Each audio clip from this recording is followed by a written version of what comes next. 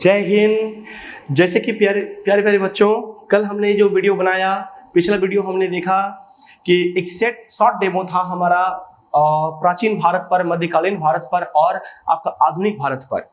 आज हम लोग चर्चा करने जा रहे हैं प्राचीन भारत, जैसे कि मैंने पिछले वीडियो में कहा था। तो प्राचीन भारत को समझने के लिए हम लोग को थोड़ा सा और अच्छे से समझने का दरकार होना चाहिए। हमें यहाँ पर प्राचीन भारत का कुछ कंडीशनों को समझना चाहिए कि प्राचीन भारत को क्रमशः कैसे इसको समझा जाए, एक पैनल वाइज में कैसे समझा जाए, एक सीरीज वाइज में कैसे समझा जाए। तो मेरे प्यारे बच्चों, अब हम लोग जो प्राचीन भारत को देखने जा रहे हैं, इस प्राचीन भारत में हम जितनी कम समय में हो उतना आज इसका डेमो हम लोग कंप्लीट करेंगे। और डेमो में यह आपको बहुत कुछ समझ में आएगा कि भारत की स्थिति आज से 5000 साल से भी आगे हम लोग अगर बात करेंगे, वहां से लेकर और आज की स्थिति में क्या क्या डिफरेंसेस है, किस तरह से लोग आज 5000 साल के बाद भी हम लोग अपने भारत को है ना किस नजर से देखते हैं, भारत के उस समय पर किस तरह का नगरीय व्यवस्था होगी, वहाँ के भवन कैसे होंगे, वहाँ के लोग कैसे रहते होंगे, वो सारी चीजों को हम लोग समझने का कोशिश करेंगे एक छोटे से डेमो पर। आइए आज शुरुआत करते हैं, ज्यादा समय ना लेते हुए, प्राचीन भारत का इतिहास। तो सबसे पहले हम लोग स्टार्ट करते हैं प्राचीन भारत में। देखिए, प्राचीन भारत का इतिहास, प्राचीन भारत में सबसे पहले हम लोग स्टार्ट करेंगे पहला पॉइंट कि आखिर सर हम जो इतिहास पढ़ते हैं क्या वो सारा इतिहास सही होता है? हम जो हिस्ट्री पढ़ते हैं तो क्या सर वो हिस्ट्री जितना भी हमें पढ़ाया जाता है स्कूल में, कॉलेज में, कंपटीशंस में, किताबों के द्वारा, शिक्षकों के द्वारा, तो क्या सर वो सारे चीजें एकदम सही घटित है? आखिर है तो इसका क्या प्रमाण है? आपके पास एक शब्द होना चाहिए, क्या प्रमाण है? तो प्रमाण सर दिया जाएगा आपको शुरू में। देखिए, इतिहास का सोर्स यानी कि स्रोत, आखिर ये स्रोत क्या है सर? कैसे हम समझेंगे कि भारत का इतिहास जो है वो किस तरह से बना है? इतिहास को कैसे समझें? तो हम लोग यहां पर बात करेंगे प्राचीन भारत के इतिहास का सोर्स के बारे में और स्रोत के बारे में। देखिए, जनरली इसको अगर मैं डील करने जाऊं तो कम से कम 2-3 क्लास लग जाएंगे, 2-3 वीडियोस लग जाएंगे, बट मैं कोशिश करूंगा कि आज डेमो क्लास, जैसे कि मैंने पिछले वीडियो में कहा था, आपको सोर्सेस के बारे में बताया जाएगा। आज डेमो क्लास के एक शॉर्ट इंट्रो भी ये रहेगा, सिर्फ और सिर्फ टॉपिक का शॉर्ट इंट्रो। और शॉर्ट इंट्रो में आपको ये समझ में आ जाएगा कि कैसे हमें पढ़ना है, कैसे उसको समझना है। तो चलिए, भारत का हम इतिहास का स्रोत को जानने का कोशिश करते हैं। भारत का जो स्रोत है सर वो डिपेंड मेरा करता है ऐतिहासिक स्रोत पर। ऐतिहासिक स्रोत क्या होता है सर? देखिए ध्यान से, ऐतिहासिक स्रोत, ऐतिहासिक स्रोत, ऐतिहासिक स्रोत को ना 3-4 प्रकार से इसको डिवाइड किया गया है।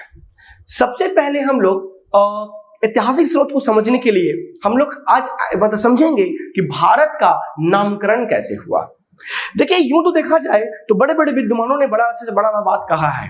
हम लोग यहां पर समझेंगे भारत का जो नाम है, नामकरण, वो कैसे हुआ है। कुछ लोग का मन में ये प्रश्न आता होगा कि सर भारत का नाम भारत सिंह क्यों पड़ा? कुछ लोग ये भी जानते होंगे भारत जो है वो कुरुवंश के राजा दुष्यंत और शकुंतला का पुत्र का नाम भारत के नाम पे पड़ा है। और भी कुछ लोग जानते हैं कि भारत को जम्बूद्वीप के नाम से भी जानते हैं। कुछ लोग ये भी जानते हैं कि इंडिया के नाम पर है, क्यों है, हिंदुस्तान क्यों है। आखिर ये सारे सवाल जो हमारे मन में पैदा हो रहा है वो सवालों का जवाब हम लोग पहले स्रोत के ऐतिहासिक स्रोत में ही पढ़ लेंगे कि भारत का नाम भारत क्यों पड़ा। क्लास के दौरान एक बच्चे ने बहुत अच्छा सा बात पूछा था मुझसे कि सर भारत का नाम भारत तो ठीक है, ये तो बहुत जनरली हम लोग किताबों में पढ़ते हैं और हमारे टीचर सिखाते भी हैं, लेकिन सर पूरा पृथ्वी का नाम पृथ्वी क्यों पड़ा और पूरी दुनिया में लोगों ने इसे क्यों माना? बड़ा शानदार सवाल है। इसकी भी हम लोग चर्चा करेंगे सर कि आखिर पृथ्वी का नाम पृथ्वी क्यों पड़ा और पूरे वर्ल्ड में पृथ्वी को लोगों ने एक्सेप्ट क्यों किया, क्योंकि हम लोग पृथ्वी की पूजा भी करते हैं, पृथ्वी देवी।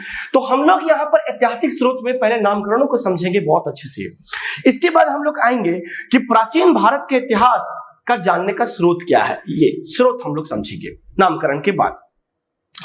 इसके बाद स्रोतों को जब हम लोग समझना स्टार्ट करेंगे तो यहां पर हम लोग देखेंगे इसको 3 कैटेगराइजेशन में समझेंगे। पहला हम लोग समझेंगे कि पुरातात्विक स्रोत क्या होता है। पुरातात्विक, ध्यान से सुनिएगा, पुरातात्विक स्रोत, पुरातात्विक का मतलब क्या है। इसके बाद हम लोग समझेंगे कि साहित्य स्रोत क्या है, यानी कि लिटरेचर सोर्सेस, उसको कहते हैं, पुरातात्विक को कहते हैं archaeological resources. And third one is that विदेशी विवरण।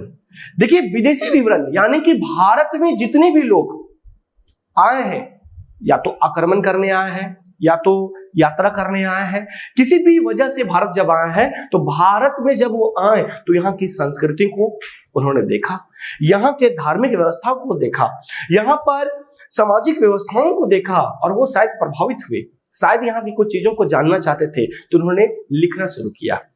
तो वो सारे के सारे जो विवरण है वो हम लोग आपका भारत के इतिहास के स्रोत में जानने का कोशिश करेंगे।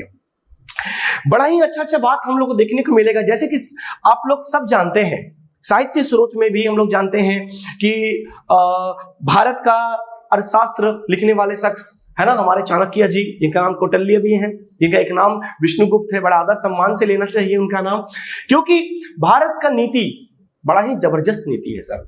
क्यों? क्योंकि हमारी यह नीति को सिखाया गया है, ठीक ना, भारत का नीति को यह सिखाया गया है कि किस तरह से हमें, ठीक है, भारत में कौटिल्य जी का अर्थशास्त्र किस तरह से एक राजाओं का नीति सिखाया गया है कि एक राजा को प्रत्येक दिन या हमेशा उन्हें इतिहास का गठन करना चाहिए, इतिहास को पढ़ना चाहिए, इतिहास से उन्हें सीखना चाहिए कि राजा का क्या कर्तव्य होता है, किस तरह से समझा जाता है।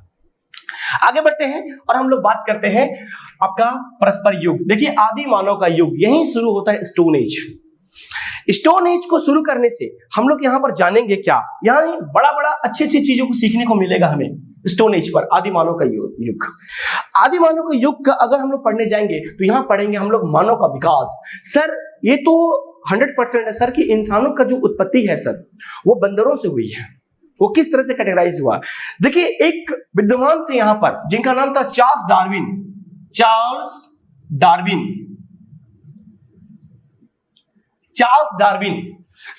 डार्विन एक ऐसे विद्वान थे जिन्होंने पूरे इतिहास में एक नया करवट दिया। उन्होंने एक किताब की रचना की थी, उस किताब का नाम है on the origin of species. उस किताब में उन्होंने ये बात कहा कि 3 मुख्य बिंदुओं पर उन्होंने गौर करा। पहला जो बिंदु है उसको कहेंगे हम लोग होमो हैबिलिस। होमो हैबिलिस के बारे में उन्होंने बताया। उसके बाद उन्होंने बताया होमो इरेक्टस के बारे में। फिर उसमें उन्होंने इस बिंदु को भी एक और बिंदु के बारे में बात किया जिसका नाम है होमो सेपियंस। यानी 3 बिंदुओं पर उन्होंने बहुत गौर किया और चार्ल्स डार्विन की लिखी गई किताब है पूरा दुनिया में प्रकाशित हुई और लोग दुनिया में पढ़े उसको। यहां पर हम लोग बात करेंगे पाषाण काल, स्टोन एज। स्टोन एज जो है वह मेरा लगभग अगर देखा जाए तो 10 लाख साल से लेकर 10,000 साल तक वो पूरा सिमटा हुआ है। हालांकि एक बहुत बड़े विद्वान यहां पर भी थे, रॉबर्ट ब्रूस फुट, जिन्होंने 1863 को उन्होंने एक बात कहा था पूरा पाषाण काल के बारे में। पूरा पाषाण काल को 3 भागों में बांटा गया है। सबसे पहले होता है निम्न पूरा पाषाण काल, दूसरा होता है मध्य पूरा पाषाण काल और तीसरा जो होता है उसको कहते हैं हम लोग उच्च पूरा पाषाण काल। ये पूरा पाषाण काल को हम लोग बड़ा ही अच्छे रूप से पढ़ते हैं। क्यों? क्योंकि यहीं से शुरू होता है मानव का एक युग, एक मानव का प्रस्तर युग, और यहां से हम लोग पढ़ते पढ़ते फिर बाद में पहुंचते हैं मध्य पाषाण काल। उसके बाद हम लोग पहुंचते हैं मध्य पाषाण के बाद हम लोग आते हैं नव पाषाण काल में, फिर आते हैं हम लोग ताम्र पाषाण काल में, फिर आते हैं महापाषाण काल में। तो जनरली हमारे पास पाषाण काल को समझने का एक अच्छा सा वीडियो, एक सेपरेट वीडियो में इसको बनाऊंगा और इसमें अच्छी अच्छी बातें करूंगा कि यहाँ पर लोगों ने आग का भी खोज किया था नवपाषाण काल में। उसके पहले हम लोग देखेंगे कि यहाँ के ताम्र का भी खोज हुई थी। इसके बाद हम लोग बात करेंगे सिंधु घाटी सभ्यता, जो सबसे इंटरेस्टिंग पॉइंट आता है इतिहास में, सबसे इंटरेस्टिंग पॉइंट। अगर मैं सिंधु घाटी सभ्यता के बारे में बोलना चाहूं तो लगभग ये वीडियो आज ही खत्म हो जाएगी, बट हम उतना ना समय लेते हुए हम कोशिश करेंगे कि सिंधु घाटी सभ्यता को थोड़ा बहुत आपको समझाने का कोशिश करेंगे। सिंधु घाटी सभ्यता, देखिए हमारे भारत में, ध्यान से देखिएगा, हमारे भारत में 19, कल भी मैंने इसके बारे में चर्चा किया था कि 1920 ईस्वी से पहले हम लोग अपने भारत को पूरे इतिहास के बारे में नहीं जानते थे। हम ज्यादा सभ्यताओं के बारे में नहीं जानते थे। हम लोग कुछ ही सभ्यताओं के बारे में जानते थे, जैसे बेबीलोन की सभ्यता, सुमेर की सभ्यता, मिस्र की सभ्यता, ठीक है, ये सारे सभ्यताओं के बारे में हम लोग जानते थे। लेकिन 1921 में हम लोग सिंधु घाटी सभ्यता के बारे में जानना शुरू किए।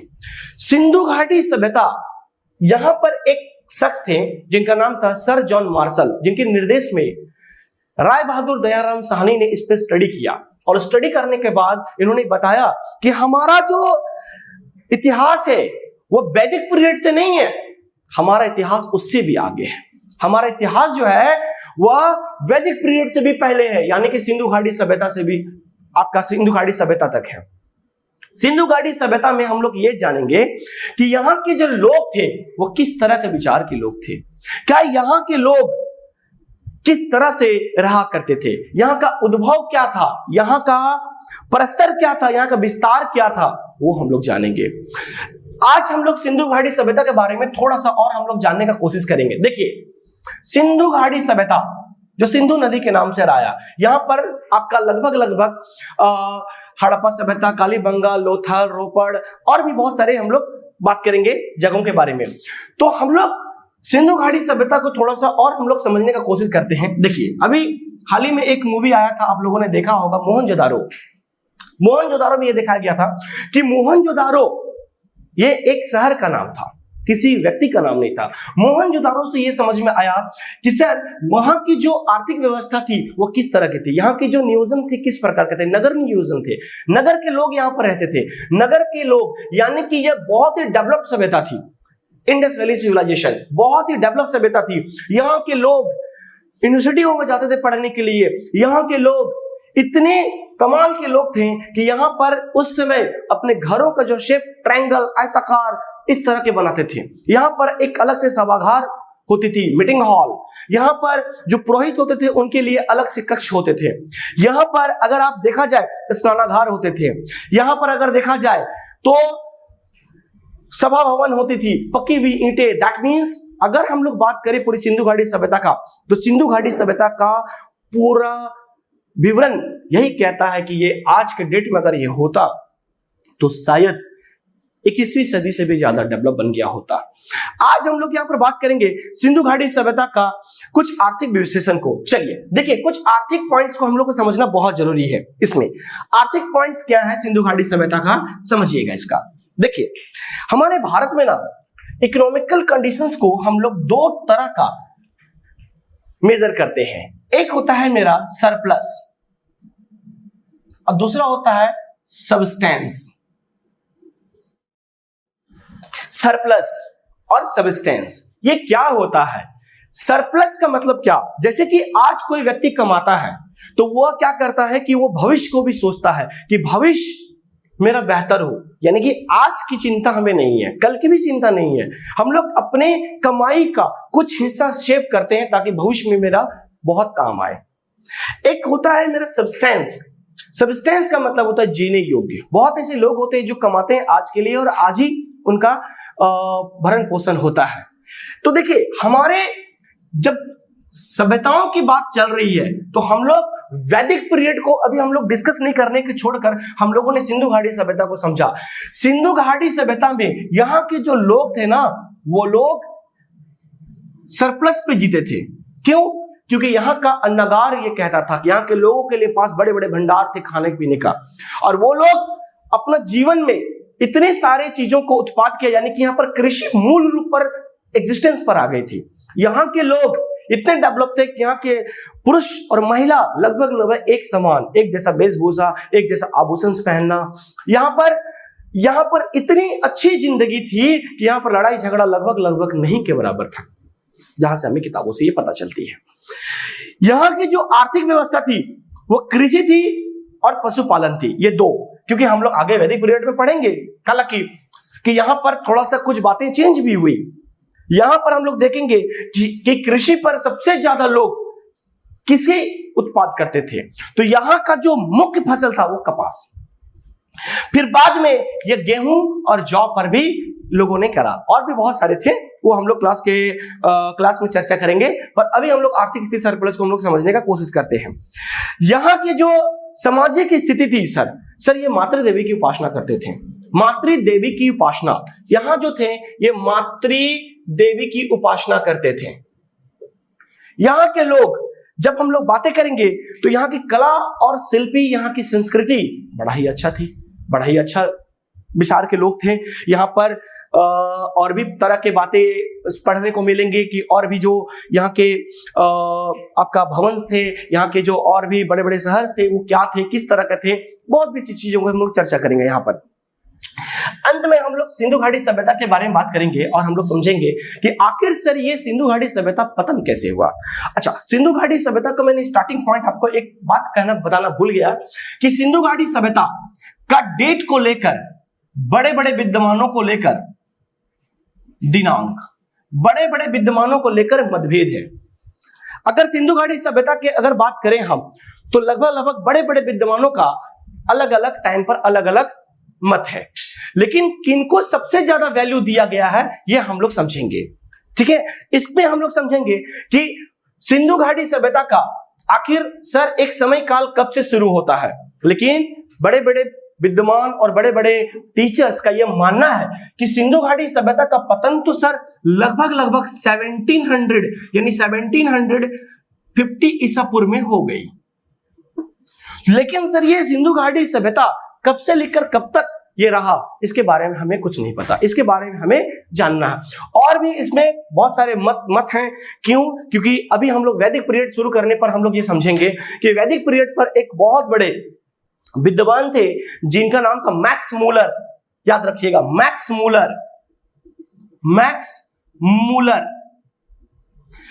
मूलर ने कहा कि हमारा जो इतिहास है वह आर्यों का आगमन 1500 बीसी में, यानी कि लगभग 1500 बीसी में शुरू हुआ और सिंधु घाटी सभ्यता का पतन लगभग 1750 में। तो वैदिक काल जहां सिंधु घाटी सभ्यता का अंत होता है, वहां से कुछ सालों के बाद हम लोग का आपका वैदिक पीरियड शुरू हो जाता है। वैदिक पीरियड में हम लोग को देखने को क्या मिलता है? वैदिक पीरियड में हम लोग को जानने का बड़ा ही अच्छे तरीका सीखने को मिलता है। देखिए, वैदिक पीरियड में हालांकि दो चीज जानने का बहुत अच्छा चीज है। क्या? समझिए इसको कि 1500 में वैदिक काल शुरू होता है। 1500 में वैदिक काल शुरू होता है। वैदिक काल 1500 बीसी, ये मैक्स मूलर कहना है। मैक्स मूलर एक बहुत बड़े विद्वान थे और वह यूरोप के थे, यूरोपियंस थे। जब हम लोग ज्योग्राफी में आएंगे यूरेशिया के बारे में तो आपको समझाएंगे कि एशिया और यूरोप एक साथ था और बाद में जाकर वो अलग हो गया, क्योंकि यूराल पर्वत बीच में आने के कारण ये दो भागों में डिवाइड हो गया और एशिया अलग महाद्वीप बन गया, यूरोप अलग बन गया। तो यूरेशिया में हम लोग जानेंगे उस समय मैक्स मूलर की क्या कहानी थी। अगर आप लोग इस वीडियो को अच्छे से लाइक करेंगे, शेयर करेंगे, तो हम मैक्स मूलर के बारे में भी बताएंगे कि इनके बारे में भारत में क्या सोच रखा गया है लोगों का। ये इतने बड़े विद्वान थे जिन्होंने हमारे संस्कृति को उठाकर लोगों के सामने तक पहुंचा दिया और उन्होंने बताया कि वैदिक पीरियड को किस तरह से लोग यहाँ पर जीवन जीते थे। देखिए, वैदिक पीरियड में ना दो बहुत इंपॉर्टेंट हिस्सा है, समझिएगा। एक होता है ऋग्वैदिक काल और दूसरा होता है मेरा उत्तर वैदिक काल। ये दोनों को मैं एक बार में समझाने का कोशिश करूंगा आपको। ऋग्वैदिक काल को हम लोग ऋग्वैदिक पीरियड भी बोलते हैं।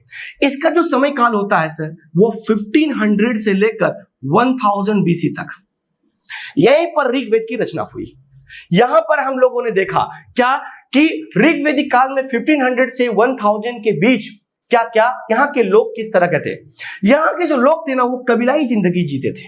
यहाँ के लोग अस्थायी जीवन नहीं जी पाते थे। इसकी सही कारण क्या है समझिएगा, क्योंकि ऋग्वैदिक काल में ना यहाँ बहुत सारे बदलाव आए। जिस तरह से सिंधु घाटी सभ्यता में बदलाव नहीं आ पाया, उससे कहीं बदलाव आए कहां पर? ऋग्वैदिक काल में। क्यों सर? कैसे सर? अच्छा, ऋग्वैदिक जो आर्य का आगमन था, आर्यों का जो आगमन था, आर्यों का आगमन पर भी बहुत लोगों का मतभेद है, बहुत बड़े बड़े विद्वानों का मतभेद है, लेकिन फिर भी हम लोग बताएंगे कि सेंट्रल एशिया को ही क्यों माना जाता है, सेंट्रल एशिया को क्यों समझा जाता है कि हमारे आर्यन वहां से आए थे और वहां से हम लोगों ने इसको समझा था। ठीक है, चलिए तो आगे बढ़ते हैं। ऋग्वेद के काल के जो लोग थे ना, वो वैदिक पीरियड को मानते थे। ऋग्वेद काल में 1500 से 1000 बीसी पर यहाँ के लोग जो थे ना, कबीलाई जिंदगी जीते थे। यहाँ के लोग कबीलाई जिंदगी इसलिए थे क्योंकि यहाँ का जो आर्थिक स्थिति थी वो क्या थी, वो थी मेरी पशुपालन। पशुपालन, अच्छा पशुपालन जब कोई करता है तो पशुपालन में क्या है कि उसका एक जगह तो स्थिति नहीं होती है ना, एक जगह बसिंदा होता है, पशुओं को लेकर कभी इधर तो कभी उधर, कभी इधर तो कभी उधर। तो हम लोग यहाँ पर देखते हैं क्या कि ऋग्वेद काल में पशुपालन का बहुत ज्यादा प्रचलन था। अच्छा, यहाँ पर जो लोगों की स्थिति थी, यानी कि यहाँ पर जो लोग बाग थे वो किस तरह की जिंदगी जीते थे और कैसे रहते थे, तो सर यहाँ पर लगभग कबीलाई जिंदगी होती थी, जो मैंने अभी थोड़ी देर पहले कहा। लेकिन उत्तर वैदिक काल में सर अस्थाई जिंदगी हो गई यहाँ पर लोगों की। ठीक है, जिंदगी हो गई। तो देखिए अब यहाँ की जो जिंदगी थी अस्थाई होने की वजह क्या है, क्योंकि ऋग्वैदिक काल में क्या पशुपालन तो इसकी आर्थिक स्थिति थी ही थी, लेकिन यहाँ पर हम लोग क्या देखते हैं कि पशुपालन के साथ साथ यहाँ पर कृषि भी मुख्य रूप से एग्जिस्टेंस पर आ गई, अस्तित्व पर आ गई। अच्छा, कृषि करने के लिए क्या चाहिए उनको, एक अस्थायी रूप चाहिए, एक अस्थायी प्लेस चाहिए, एक अस्थायी जगह चाहिए।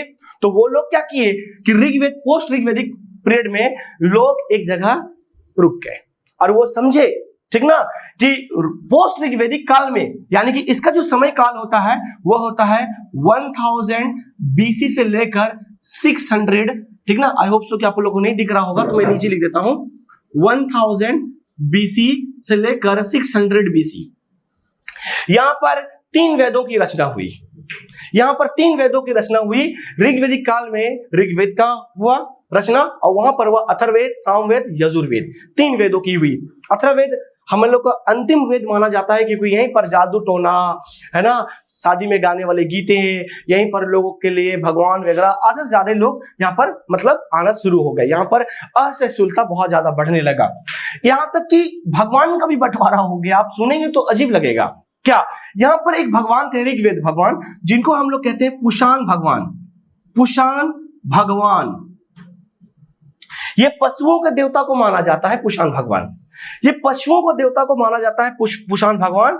ये जो आज के डेट में हम लोग इनको बोल सकते हैं, जैसे गांवों पे होते हैं ना आपका ग्राम बाबा, ग्राम पूजा, तो एक समय पर इन्हें पुशान भगवान के नाम से भी जाना जाता ऋग्वैदिक काल में। और ये बड़े ऊंचे दर्जे के होते थे। क्यों सर? क्योंकि यहाँ का जो आर्थिक स्थिति किसमें थी, पशुपालन में थी। और यहाँ का जो पशुपालन आर्थिक स्थिति थी तो वो पुशान देवता को बहुत ज्यादा मानते थे।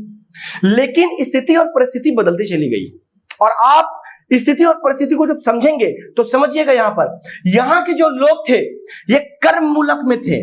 कर्म मूलक यानी कि कर्म पर भरोसा करते थे, कर्म को बहुत ज्यादा वैल्यू देते थे।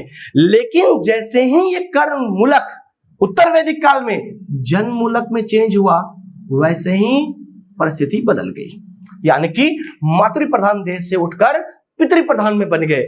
और यहाँ पर पुशान देवता का वैल्यू को घटा दिया गया। क्यों? क्योंकि यहाँ पर मुख्य रूप से कृषि को सबसे ज्यादा वैल्यू दिया गया, उसके बाद पशुपालन। ऐसा नहीं है कि मतलब ये एकदम खत्म हो गया, ऐसा भी नहीं है। मतलब ये दोनों का दोनों ही अब एग्जिस्टेंस पर आ चुके थे, जिसमें कृषि मुख्य रूप पर हो चुका था।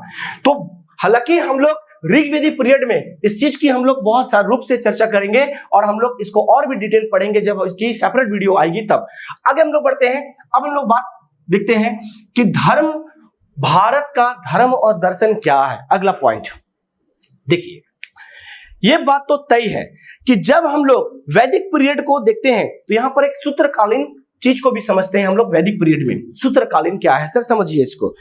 सूत्रकालीन में हम लोग देखते हैं क्या कि जब हम लोग कर्म मूलक से बदलकर जन मूलक में पहुंचा देते हैं, और यहां पर हम लोग देखते हैं क्या कि 6ठी से लेकर 30वीं शताब्दी तक है ना, जब वर्ण जातियों में कन्वर्ट होने लगे। देखिए आपके मन में बहुत सारे प्रश्न आते होंगे कि सर वर्ण जातियों पे कैसे बन गई, जो जातवात है ये कब आया? तो ये आपका वैदिक पीरियड के लास्ट टाइम में ही आया, यानी कि 6ठी शताब्दी से तीसरी शताब्दी में ये सारे पासा पलटने लगे टोटल। और ये मैंने जैसे कहा था ना यहां पर कि कर्ममूलक से बनकर जन्ममूलक होने लगा, यानी कि कर्मों का वैल्यू कम देने लगा और आपका जन्मों का ज्यादा वैल्यू देने लगा। तो कहीं ना कहीं हम लोग का इनका सूत्रकालीन को भी समझना बहुत आवश्यक है। देखिए पहली बात तो मैंने आपको क्या कहा यहां पर, देखिए ऋग्वेद काल इसको समझ लेंगे तो कहीं ना कहीं हम लोग महाजनपद को समझने पर आसानी होगी, और ये हमारे यहां जितने भी बच्चे हैं वो भी समझने पर कोशिश करेंगे। देखिए ध्यान से, यहाँ के जो लिविंग स्टैंडर्ड थी, जो लोग रहते थे वो किस तरह के रहते थे सर? कबीलाई जिंदगी, जैसे मैंने कहा कबीलाई जिंदगी, कबीलाई जिंदगी। और यहाँ के जो लोग थे वो क्या थे? अस्थाई जिंदगी। कबीलाई जिंदगी को ही हम लोग कहते हैं सर जनपद, जनपद, याद रखिएगा कबीलाई जिंदगी को कहते हैं हम लोग जनपद। और ये धीरे धीरे जाकर उत्तर वैदिक काल में बन जाते हैं महाजनपद, महाजनपद। एक बात समझिए, जन का मतलब क्या होता है? लोग। जैसे कि मैंने अपने जैसे लोगों को देखा, 20-25 लोगों को एक साथ मिला दिया तो वो जनपद बन गए, और वहां पर एक कबीला हम लोग बनाकर रहने लगे। यानी कि अगर आप देखें तो एक छोटे मोटे शहर आप बोल सकते हैं आज के डेट के हिसाब से। और आप लोग इस बात को समझ सकते हैं, जैसे कि यहाँ कुछ लोग रहते हैं, वहां कुछ लोग रहते हैं, वहां कुछ लोग रहते हैं, क्योंकि इनका एक जगह तो बसिंदा था नहीं, तो ये लोग इधर से उधर, उधर से इधर होने के चांसेस बढ़ते थे। तो यहाँ पर जो जनपद थे वो कबीलाई जिंदगी के थे, यही आगे जाकर बन जाते हैं महाजनपद। अच्छा देखिए, जन में क्या लग गया? पद। पद मतलब अस्थाई। तो याद रखिएगा बात को, जैसे ही हम लोग जन को जनपद में चेंज करेंगे तो यह मेरा महाजनपद पे कन्वर्ट हो जाएगा। और लगभग लगभग महाजनपद को, सब सारे महाजनपद को जीतने वाले जो शख्स थे वो कौन थे? अशोक। लगभग लगभग एक को छोड़कर, एक आधो को छोड़कर दीजिएगा, तो लगभग लगभग सारे महाजनपद को अशोक ने जीत लिया था, जो आगे जाकर हम लोग इसके बारे में चर्चा करेंगे महाजनपद के बारे में।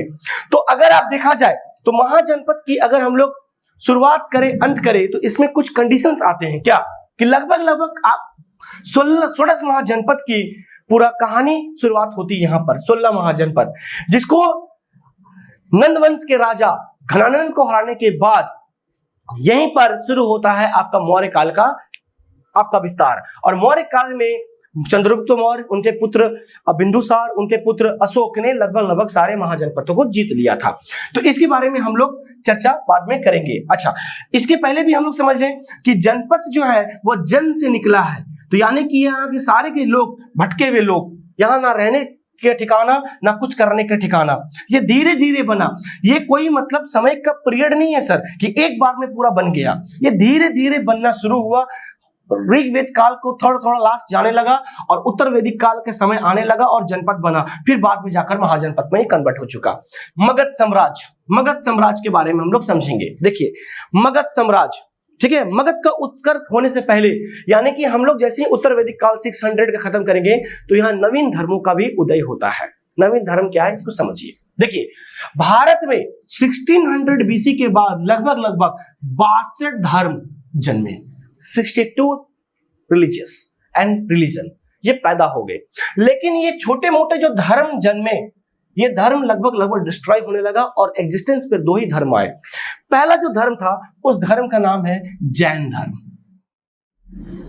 जैन धर्म, और दूसरा जो है उसको कहेंगे हम लोग बौद्ध धर्म।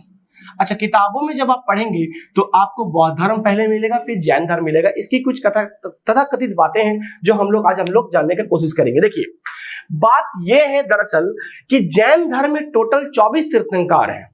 तीर्थंकर क्या होता है सर?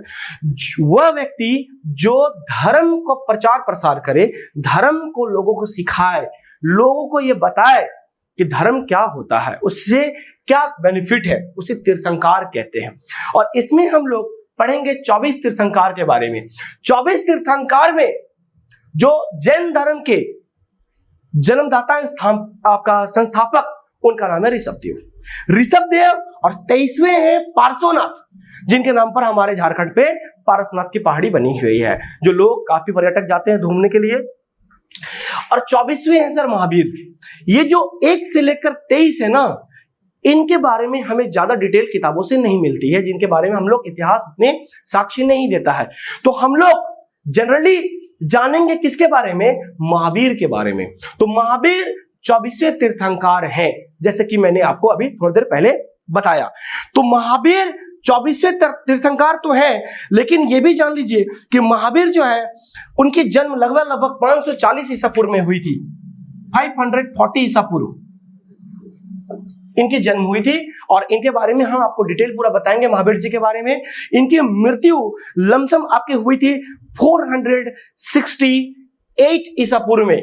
किसी किसी में डिस्ट्रीब्यूट है 468 ईसा पूर्व, ठीक है। ये पावापुरी में इनकी मृत्यु हुई थी। आगे बढ़ते हैं हम लोग। अच्छा, ये पावापुरी कहां है सर? नालंदा में। आगे बढ़ते हैं हम लोग और समझते हैं बौद्ध धर्म। देखिए, बौद्ध धर्म एक बहुत प्रभावशाली धर्म, इनके बारे में कौन नहीं जानते? गौतम बुद्ध, जो बचपन का नाम सिद्धार्थ। अब हम लोग देखते हैं क्या कि बौद्ध धर्म में गौतम बुद्ध की जन्म लगभग 563 ईसा पूर्व 563 ईसा पूर्व में उनकी जन्म होती है। आगे बढ़ते हैं हम लोग और समझते हैं कि इनकी मृत्यु लगभग 483 ईसा पूर्व में हो जाती है। कहां होती है सर? तो इनकी मृत्यु जो होती है वो होती है पावापुरी में होती है, सॉरी कुशीनगर जो उत्तर प्रदेश में है। यहाँ पर गौतम बुद्ध की कहानी बड़ा ही रोचक है, बड़ा ही इंटरेस्टिंग है। यह हम लोग पढ़ने की कोशिश करेंगे उसमें। चलिए आगे बढ़ते हैं सर। अब थोड़ा सा हम लोग बात करते हैं मगध का उत्कर्ष के बारे में। देखिए, महाजनपदों को जब स्टार्ट होने लगा तो महाजनपदों में मगध को एक एग्जिस्टेंस पे रखा गया। क्यों? ये सर दोआब के बीच में था। दोआब मतलब गंगा यमुना का अगर आप बात करें, ये दोआब, देखिए दो शब्दों के बारे में हम लोग जानना बहुत जरूरी है। पहला है दर्रा, जो अभी थोड़ी देर बाद हम लोग बात करेंगे, आपका मौर्य काल शुरू होने से पहले दर्रा, और दूसरा है मेरा आपका दोआब। ये सर क्या है दोआब? देखिए, दर्रा जो है वो हम लोग दो पर्वतों के बीच को कहते हैं। जैसे अभी हम लोग बात करेंगे किसके बारे में? मौर्य साम्राज्य के बारे में। तो मौर्य साम्राज्य एग्जिस्टेंस पर आते हैं लगभग 321 बीसी में। 321 बीसी में। तो जैसे ही 321 बीसी में आते हैं, उससे पहले सिकंदर का हमला हो चुका था सर भारत पे। और सिकंदर का जब हमला शुरू हुआ तो उस समय हम लोग देखते हैं कि सिकंदर का आगमन होता कहां है। देखिए, अब समझिए इसको ध्यान से कि सिकंदर का आगमन होता कहां से है। थोड़ा सा मैं इधर मिटा देना चाहता हूं।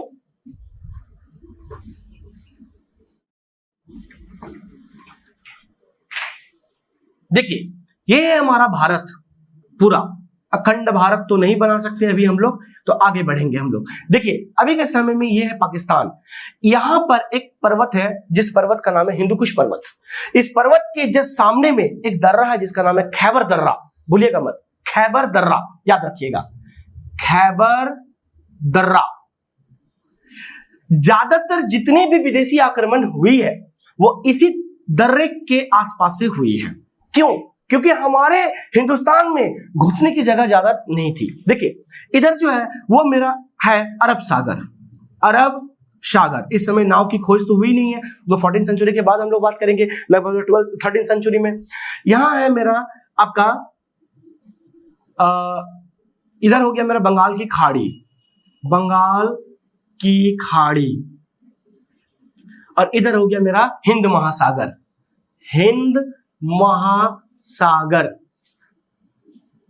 देखिए, तीन तरह से हम लोग पानी से घिरे हुए हैं, और यहां पर अनेकों पर्वतें हैं। कंचनजंगा, आप लोग हिमालय, सुलेमान पर्वत, उसके बाद हिंदुकुश पर्वत, और भी कई पर्वतें हैं हमारे।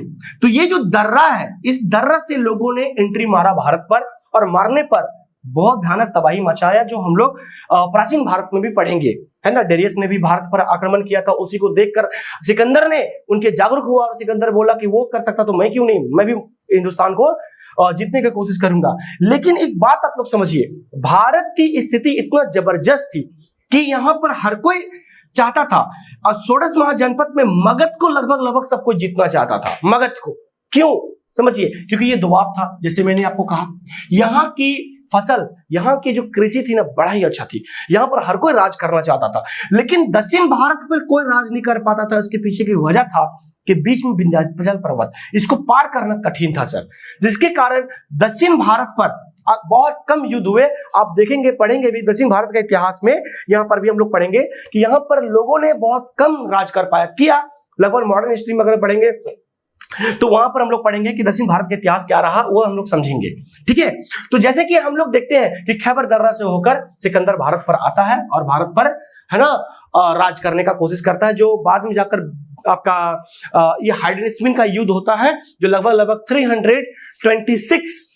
326 बीसी में झेलम नदी के बगल में राजा पोरस को हराकर हाइडेस्पिन का युद्ध में, और वह आपका क्या बोलते हैं, भारत पर प्रवेश कर जाता है और वह रावी नदी तक आता है, और उसके बाद उसका फीवर होने के कारण वह बेबीलोन में जाकर उनकी मृत्यु हो जाती है फीवर के कारण। चलिए आगे बढ़ते हैं। मौर्योत्तर काल, देखिए मौर्य काल का हम लोग जब हम लोग पढ़ेंगे तो उसके पहले हमने देखा क्या कि मौर्य साम्राज्य का सर विस्तार क्या रहा, यह बहुत ही इंपॉर्टेंट पॉइंट है। उसके बाद हम लोग मौर्योत्तर काल के बारे में थोड़ा सा हम लोग समझेंगे।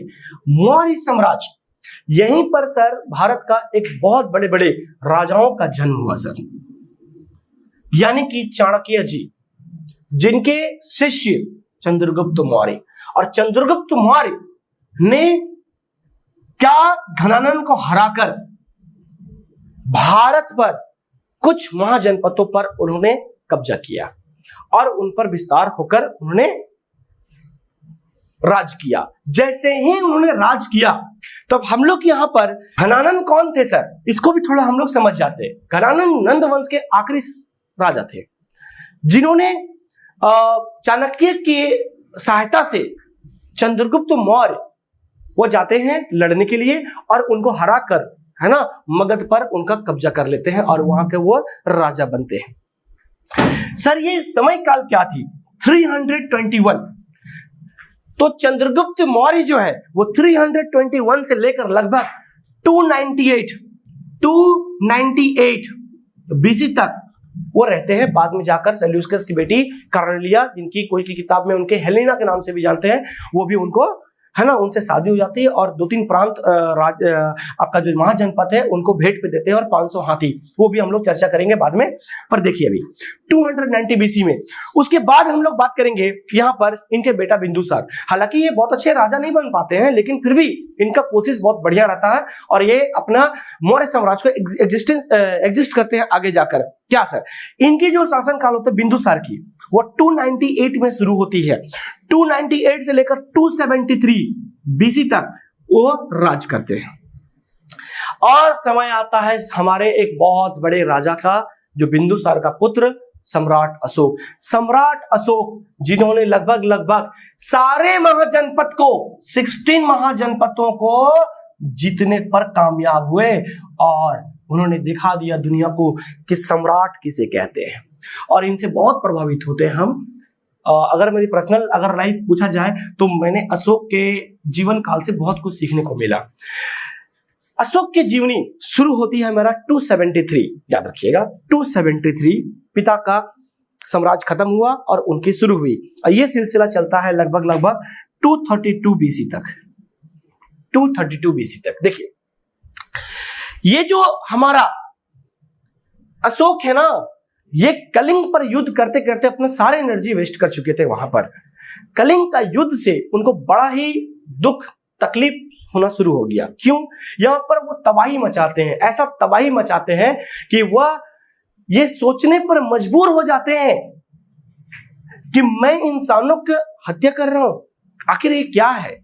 इनके साम्राज्य को जब हम लोग पढ़ेंगे तब यहां पर हम लोग समझेंगे कि 230 मतलब कलिंग का युद्ध लगभग 261 में जब उन्होंने तबाही मचाना शुरू किया, 261 में ईसापुर में, तो हम लोग यहां पर देखेंगे कि आखिर अशोक के मन में ये बदलाव क्यों आया।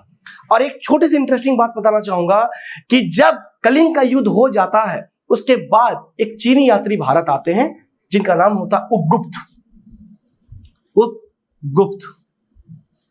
उपगुप्त यही वो शख्स हैं जो सम्राट अशोक को धर्म परिवर्तन करवाते हैं और वह बाद में जाकर बौद्ध धर्म को एक्सेप्ट कर लेते हैं, यही उपगुप्त। इनकी इंटरेस्टिंग बड़ी कहानी है कि जब ये भारत आते हैं ना तो यह और वो देखते हैं कि वहां पर खून की नदियां बही हुई है, वहां पर वो देखते हैं कि मांस और कीचड़ एक साथ मिलकर है ना, पूरा का पूरा मतलब ब्लड खून मिलकर पूरा का पूरा नदियां एकदम बही हुई है, तो वो तुरंत सोच पे पड़ जाते हैं कि बाप रे बाप, इतना भयानक संहार किसने किया।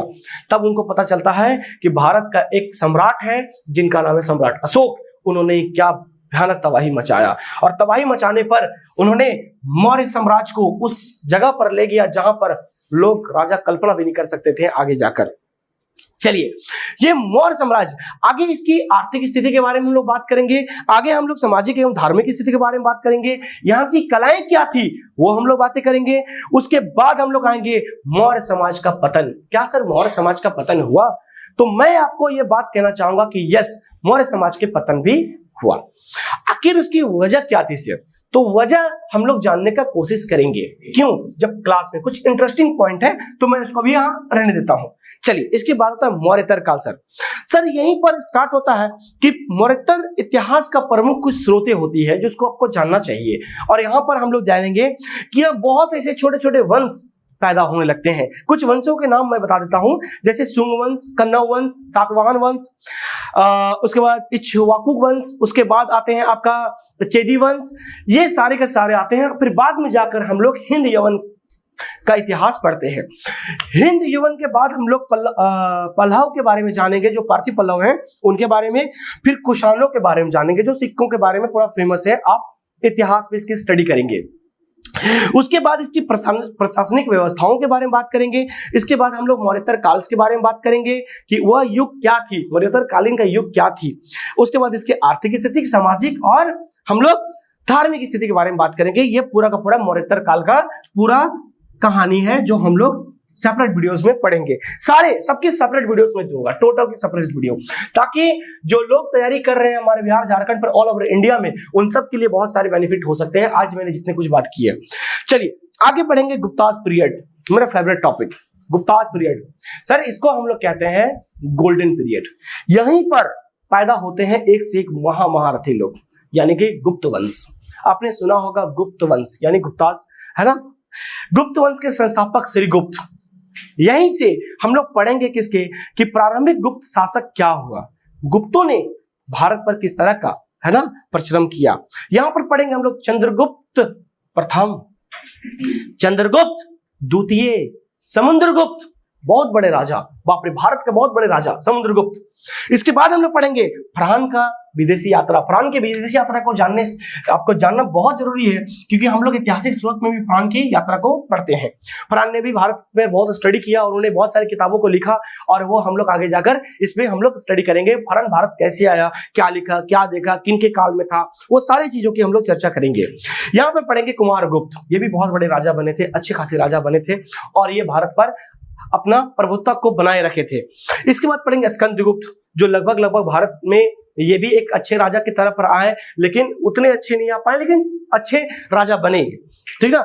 हुन शासक, हुनों के आक्रमण भारत पर पढ़ेंगे, ठीक ना। वो बाहुबली वाला था ना, वो वही वाला, ठीक ना। हुनों की तरह आते हैं, पूरा मार धाड़ के चले जाते हैं, पर जाते नहीं है, वो रह जाते हैं यहीं पर, ठीक ना। ये मजाक के लिए बोल रहे हैं, ऐसा कुछ नहीं है, ठीक है। उसके बाद यहाँ पर पढ़ेंगे हम लोग आर्थिक और सामाजिक स्थिति के बारे में।